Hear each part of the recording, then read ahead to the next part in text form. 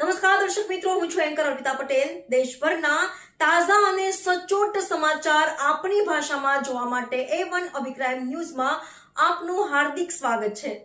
હવે જોઈએ મુખ્ય સમાચાર।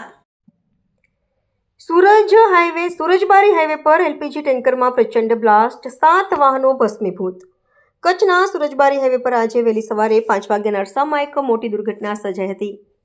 ગાંધીધામથી મોરબી તરફ જલતા એલપીજી ગેસ ભરેલું ટેન્કર પલટી જતા તેમાં આગ લાગી હતી અને થોડીવારમાં જ પ્રચંડ ધડાકા સાથે બ્લાસ્ટ થયો હતો।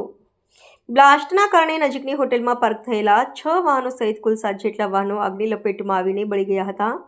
બ્લાસ્ટ એટલો જોરદાર હતો કે સ્પેરપાર્ટ 1-2 કિલોમીટર સુધી વિખેરાયા હતા। આ દુર્ઘટનામાં ટેન્કરના ચાલકનું મોત થયું હોવાની આશંકા છે। દુર્ઘટનાને પગલે હાઈવે પર 10 થી 12 કિલોમીટર લાંબો ટ્રાફિક જામ સર્જાતા રાહત અને બચાવ કામગીરી શરૂ કરવામાં આવી હતી। રિપોર્ટર ભરત ઠાકોર, કચ્છ।